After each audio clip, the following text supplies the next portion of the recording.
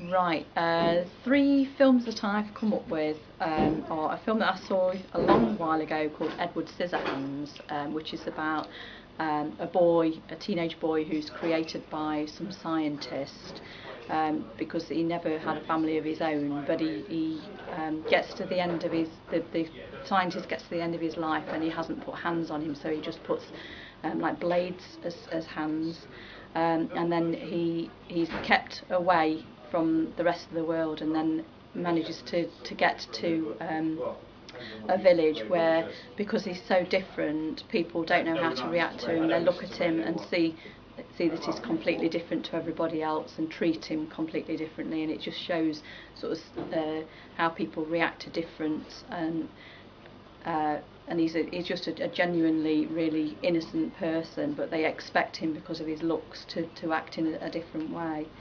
The second film I've come up with is a film called The Butterfly Effect, and it's a long time since I've seen it, so I can't remember the whole subject of the film, but I do know that it's basically how you react in a situation, and someone that gets the opportunity to replay a situation in different ways to change the future. So it's like the way you behave in a certain situation can actually affect the way things happen in the future.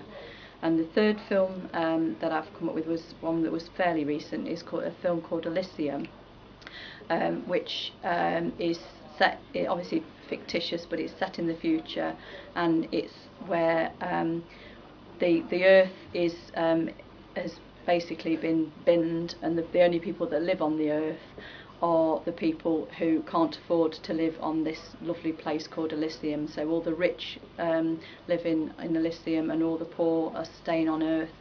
The poor are dying because they can't afford to do anything, and all the rich on Elysium, if they're ill, they just get put in a little machine that makes them better again. Everything's perfect. It's all. But then you have the battle of the rich against the poor at the end. So it's a very good film. I enjoyed that. Right, well, the first film I'm going to pick is The Warrior. The reason why is because it's about a cage fighter. He does MMA, and it's about his struggle to get to the top, but also his brother's also going through the same thing, but on the other side.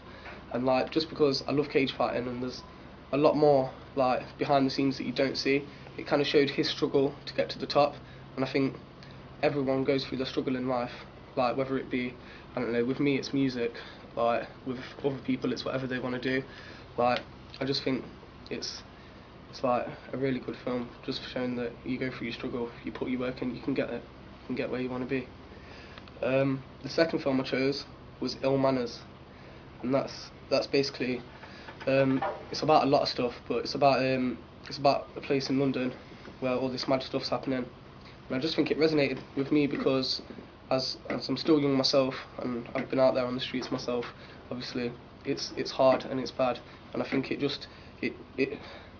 think it did a lot to change the stereotype on certain people, and it did a lot to explain why certain people maybe get themselves into them situations. And I think a lot of people could probably understand what's going on in this country or in their cities a bit more just from watching that film.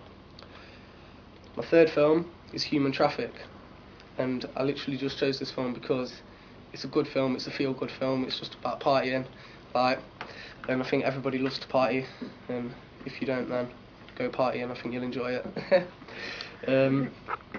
Yeah, literally just because it's a feel-good film, like, you feel good when you watch it, like, and you feel good when you're out. So what could be better than a film that makes you feel good? Well, I'm not really very good at remembering films, so thinking back, I can't remember the storylines of them very much, but I can remember how they made me feel. And maybe the first one I can think of is Bambi, especially when Bambi's mum dies. That's so sad, and even if I watched it now it would make me cry. And I think a lot of those old Disney films, they're embedded within you when you saw them when you were a child, and you remember them, and you want to share them with your own children and help them to explore the feelings of them as well. And then the next one I was thought of, and I'm probably saying the name of it wrong, is Cinema Paradiso, which is an Italian film, and it's all in Italian, and it's filmed I think in Sicily, and it tells the story of a filmmaker thinking back through his life, going from his child and all the things that, and the people that he met, and the influences on his life, and how it led to him becoming a filmmaker. And often I think back in my life, who's influenced me and what has given me the interests and the passions that I've got. And even though I don't speak any Italian and it's all subtitled, I still really relate to that film. And then the other one I thought of, again from when I'm very young, is something like The Bird, sort of a really scary film where things that are everyday that you see and you think, oh, it's just a bird.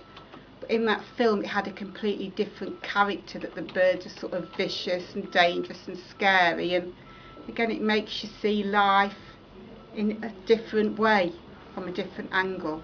So that's why I've chosen those three.